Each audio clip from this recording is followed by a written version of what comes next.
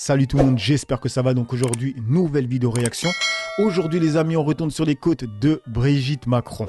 Et honnêtement, je pense que Emmanuel aurait dû s'abstenir de parler de sa femme. À moins qu'il ait des vraies preuves pour montrer que ce que certaines personnes relaient sont complètement lunaires. Mais maintenant, il a les Américains sur les côtes, en tout cas une Américaine qui s'appelle Candace Owen, qui a fait une première vidéo qui a fait plus d'1 million de vues, parce qu'elle est connue cette femme, où elle reprend point par point plein d'éléments qui sont complètement incohérents dans la vie de Brigitte Macron. Et la vidéo, elle dure 1 heure, donc j'ai pas fait une vidéo réaction dessus parce que c'est vraiment trop long. Sinon là, elle a fait une deuxième vidéo qui dure 15 minutes, qui est plus digeste et qui est en plus doublée en français. Que demande le peuple? Bref, vous allez regarder cette vidéo et vous allez me dire ce que vous en pensez, parce que là les gars, c'est une dinguerie. Let's go.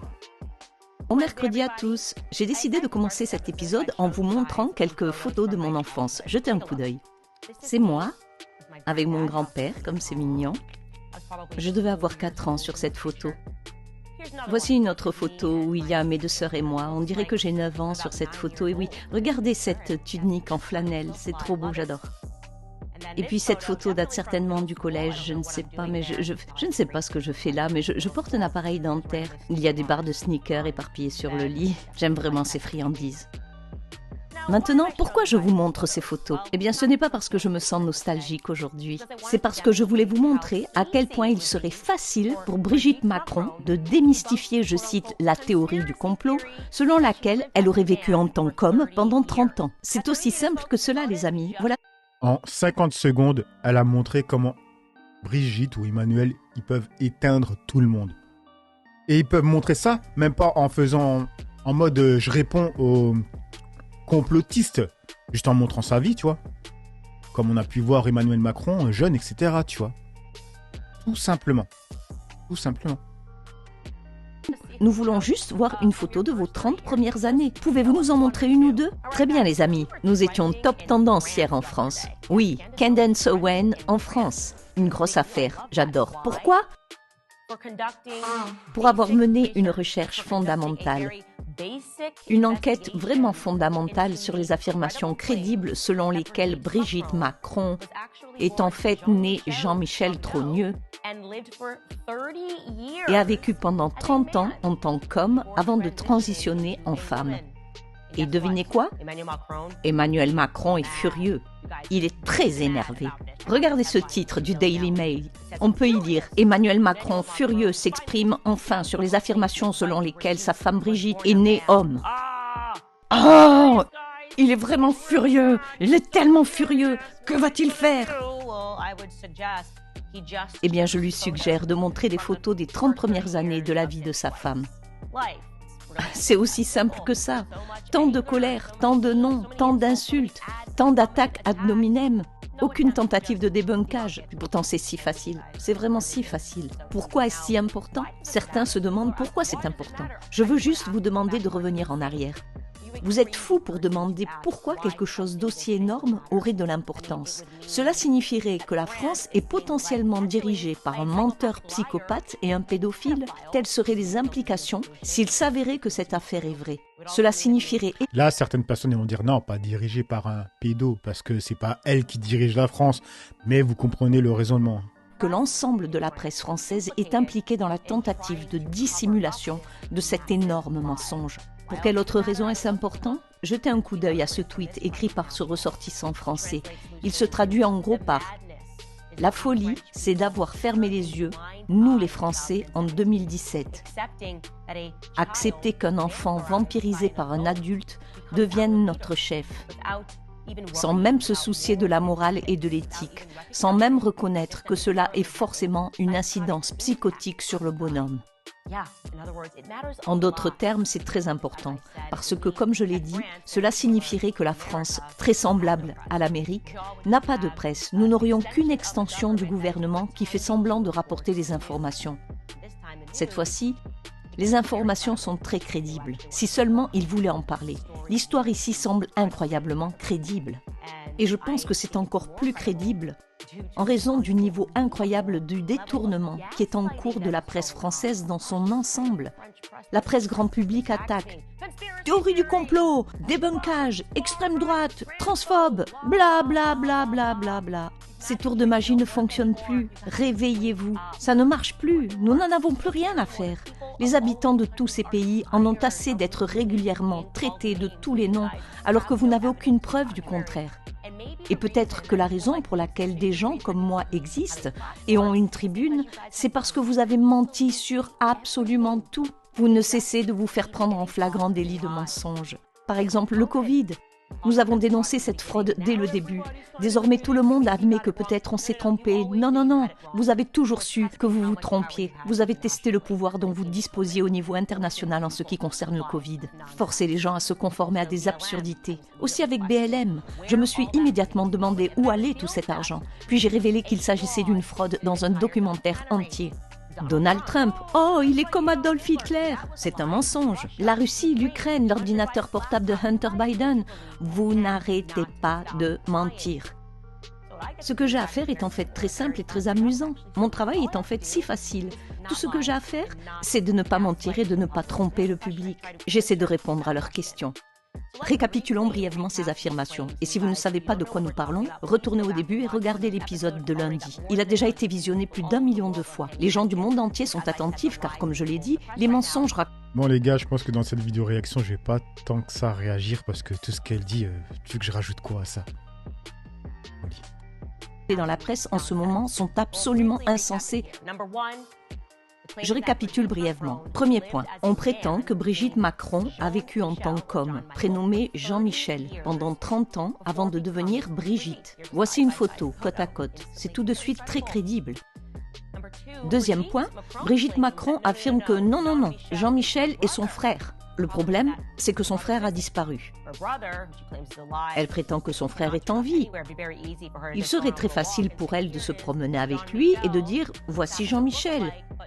Il se trouve que nous nous ressemblons, mais non, Brigitte Macron refuse de le faire. Et puis en termes de données généalogiques, les gens sont sur Internet et cherchent. Ce qu'ils ont révélé, c'est qu'une personne nommée Jean-Michel a existé pendant une trentaine d'années, puis a cessé d'exister. Et tout à coup, Brigitte Macron est arrivée et a existé. Donc oui, c'est problématique. Troisième point, il n'existe aucune photo de Brigitte Macron au cours des 30 premières années de sa vie. C'est le point le plus important. Encore une fois, comme je l'ai démontré, il est très facile de montrer des photos de votre vie durant vos 30 premières années. En fait, c'est le contraire qui se produit. À un moment, la presse a essayé de faire passer une photo en noir et blanc de sa fille et a dit « Voilà Brigitte ». Une tentative désespérée de prétendre que Brigitte a existé en tant qu'enfant. Voici une photo côte à côte. Il s'agit manifestement de Tiphaine sur cette photo. Tiphaine est le nom de sa fille. C'est donc bizarre. Et c'est tellement bizarre qu'ils appellent la police, menacent les gens qui couvrent l'histoire. C'est vraiment bizarre. Quatrième point, la presse internationale n'a pas pu localiser son prétendu ex-mari avec lequel elle aurait eu 3 enfants. Et ce n'est pas rien. Lorsqu'Emmanuel Macron est devenu président, la presse internationale, qui n'essayait pas d'élaborer une théorie de complot, s'est contentée de dire « C'est bizarre, nous n'avons pas trouvé son ex-mari ». Et ce qui est peut-être encore plus bizarre, c'est qu'ils ont également essayé de faire passer une fausse photo de lui pour une preuve de son existence. Voici la photo de lui qui a été diffusée. Il s'agit en fait d'une photo de la faculté de l'école où Brigitte enseignait, à la Providence. L'homme sur cette photo s'appelle Claude Hugo, un collègue enseignant. Mais que se passe-t-il donc? Ce qui nous amène au 5e point. Si ces affirmations sont vraies, elles devraient faire l'objet d'une enquête. Cela signifierait que Brigitte Macron est en fait âgée de 78 ans, soit 8 ans de plus que ce qu'elle prétend. Ce que confirment d'ailleurs les diverses interviews accordées au cours des années, où Brigitte semble toujours oublier l'âge qu'elle est censée avoir. Par exemple, comme nous l'avons évoqué, elle a déclaré de manière peu plausible qu'elle vivait aux États-Unis lors de l'alunissage de 1969. Sauf que cela aurait fait de Brigitte une jeune fille de 16 ans. Elle a dit qu'elle vivait seule lors de l'alunissage. Non, les jeunes de 16 ans ne sont pas autorisés à vivre seuls aux États-Unis. Mais si elle avait 8 ans de plus, si Brigitte avait 24 ans, elle aurait très bien pu vivre seule. Aujourd'hui, nous allons nous pencher sur quelque chose que les gens ne comprennent pas très bien. Je veux donc que ce soit clair pour vous. La question est de savoir comment elle a pu avoir des enfants si elle était un homme. Vous pouvez voir une certaine ressemblance entre elle et Tiffen. Cela ne fait aucun doute, n'est-ce pas? Kendall, ça n'a pas pu se produire, c'est ridicule. Eh bien les gars, on prétend qu'elle a engendré les enfants. Encore une fois, je dis cela prétendument. Et je vais vous présenter cette théorie. Ce qui est affirmé est que, tout en vivant comme un homme, Jean-Michel a engendré des enfants. Et ce sont les 3 enfants que vous voyez aujourd'hui. Nous allons donc passer cette partie en revue lentement. Rappelez-vous que la presse internationale n'a pas pu trouver la moindre trace de son prétendu ex-mari qui aurait été un grand banquier. C'est un peu bizarre de ne pas pouvoir trouver un grand banquier. Ils ont dit qu'il s'appelait André-Louis Osière. Son nom complet aurait été André-Louis Osière. Il était désigné comme sous-directeur de la délégation régionale de la Banque française du commerce extérieur. La Banque française du commerce extérieur se trouve à Strasbourg. Le seul problème est qu'il n'existe aucune trace de cette banque dans le secteur bancaire. Oups! Alors que la presse commence à creuser la question, Tiffen, la fille de Brigitte, annonce soudain qu'il est mort. Mort subitement, les gars. Ah les gars, ça commence à faire beaucoup quand même. Il n'y a pas le refrain. Le mari, on le trouve pas. Et ensuite, on dit qu'il est mort. Les gars, franchement, il n'y a pas de photo d'elle avant 30 piges. Enfin, même avec la meilleure des deux. Oh putain, les gars, ça fait trop. Dites-moi ce que vous pensez de ça déjà. C'est une folie. Moi, ce que je dis souvent, c'est comme quand tu travailles sur quelque chose. On dit souvent qu'il faut sortir du taf que tu fais et revenir parce que tu vas avoir un œil neuf, tu vois. Et en fait, dans les chaînes d'infos ou bien à l'international, quand ils regardent la France, ils la regardent avec un œil neuf, en tout cas extérieur.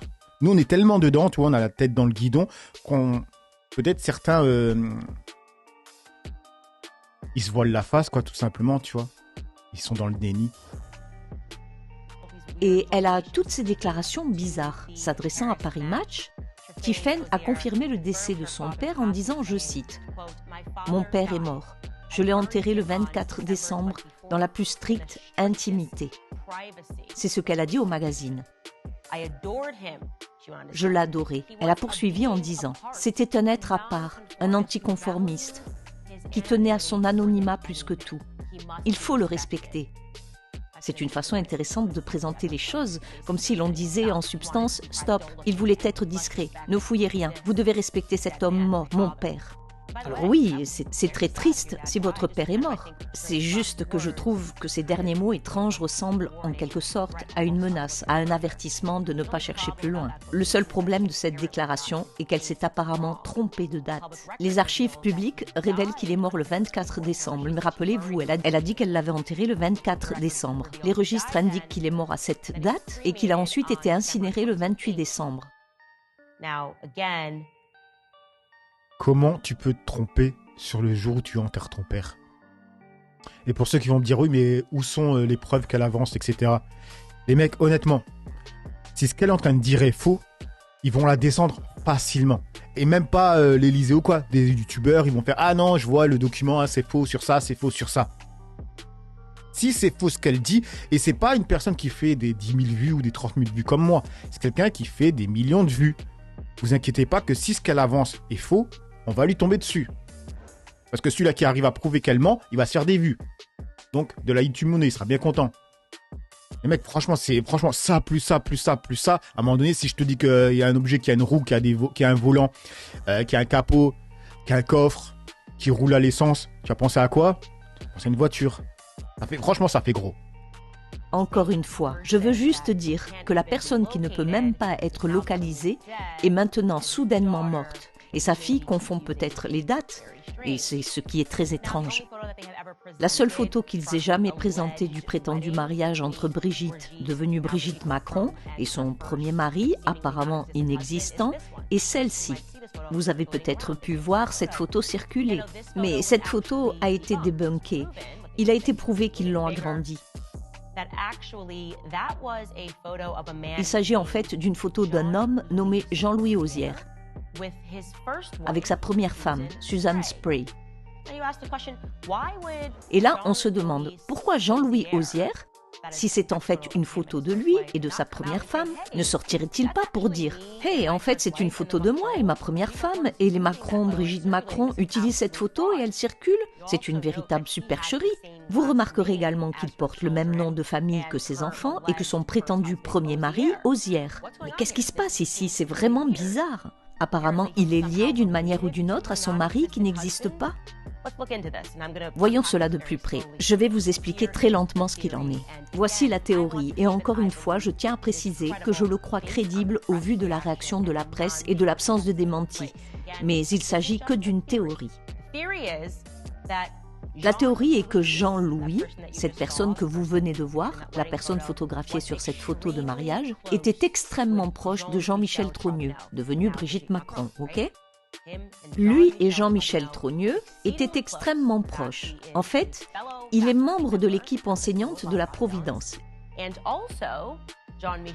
Et Jean-Michel a eu des enfants, 3 enfants avec sa nièce, une femme nommée Brigitte Proba Auzière, ce qui est assez déroutant. Ralentissons un peu, d'accord ? La personne dont ils ont utilisé la photo, Jean-Louis, a une nièce qui s'appelle Brigitte Auzière. Je vous montre une photo ici. Brigitte Proba Auzière. Avec qui Jean-Michel... Bon, là, certaines personnes vont me dire, ça commence à partir dans tous les sens, ça veut rien dire. Peut-être. Moi, je dis pas que tout ce qu'elle avance est vrai. Mais il y a des parties où ça pue du cul, les mecs. Sérieusement. Maintenant, on va tout écouter. Mais bon, là, j'avoue que ça commence à faire beaucoup. Comme quoi il s'est tapé sa nièce, tu vois. Après, tu vas me dire qu'en France, on serait même pas étonné, vu qu'il y a des dingueries qui se passent. Ces gens-là, il leur arrive rien. Vu l'époque où ça s'est passé, c'est l'époque, je pense que c'est l'époque où il y avait la gauche qui interdisait d'interdire, donc en même temps. Lui, première dame de France, a eu 3 enfants. Alors quand Jean-Michel a décidé de faire une transition, après avoir eu ses 3 enfants avec cette nièce, Jean-Louis a aidé son ami parce qu'il faisait partie de la famille. Le père des enfants de la nièce, essentiellement de la famille, il a dit « Je vais vous aider dans cette transition ». Et comment a-t-il aidé son ami? Eh bien, Jean-Louis aurait des liens très étroits avec les services secrets français. Cela a donc rendu les choses très faciles, ou du moins plus faciles. Ce qu'ils ont fait ici est presque un tour de passe-passe. Brigitte Proba Auzière, sa nièce et la mère des enfants de Jean-Michel Trogneux existaient déjà, n'est-ce pas? Brigitte existait déjà. Ce qu'ils ont donc fait, c'est qu'ils ont transitionné Jean-Michel avec le même nom. Ils ont fait de Jean-Michel Brigitte parce que c'est plus confus. Ils ont ensuite créé un faux mari, André et Louis, qui n'a jamais existé. Du moins d'après les archives publiques, il est très difficile de trouver cet homme. Encore une fois, c'était un tour de passe-passe parfait, parce que maintenant, ils se disent « Brigitte Auzière existe ou a existé ». Non, en fait, c'est une nièce. Il a aidé son ami. Et l'histoire devient plus sombre et encore plus tordue. Encore une fois, les gars, je vous guide lentement à travers tout cela, parce qu'ils... Et les gars, tout ce qu'elle vient d'avancer, tu le débunkes juste en sortant des photos de Brigitte Macron pendant ses premières années, ses 30 premières années, comme elle a dit. Juste en montrant ça, tu débunkes tout. Voulu que cela soit confus. Nous ne découvrons pas tout, parce que personnellement, il faut que vous le sachiez en France, personnellement, j'aime les défis. J'adore quand les médias se lancent à corps perdu et commencent à utiliser des mots comme théorie du complot, fou et extrême droite, parce que c'est ce qu'ils font depuis des années, et que les gens s'en rendent compte. Comme je l'ai dit, le tour de magie ne fonctionne plus. Nous vous demandons... Elle a oublié le antisémite, ça aussi. Une chose très simple, montrez-nous les photos des 30 années. Si nous sommes si fous et si conspirationnistes, s'il vous plaît, montrez-nous les photos de la jeunesse de Brigitte Macron. Ce serait si simple. En fait, il est insensé que Macron, le furieux, ne le fasse pas. Il est insensé que la presse s'efforce de protéger ce récit. Il est tellement évident qu'il est suspicieux de ne pas faire quelque chose d'aussi basique et d'aussi facile qui dissuaderait toutes les rumeurs. Et devinez quoi maintenant? Ce n'est pas seulement une histoire énorme qui se passe en France, c'est une histoire énorme qui se passe en Amérique. Il y a plusieurs journalistes qui prévoient de faire de grandes révélations sur cette affaire. Vous êtes donc avertis, les médias français. Je ne voudrais pas être dans le camp du mal, dans le camp du mensonge. Mais qui suis-je pour vous dire ce que vous devez faire? C'est tout ce que j'ai à dire à ce sujet.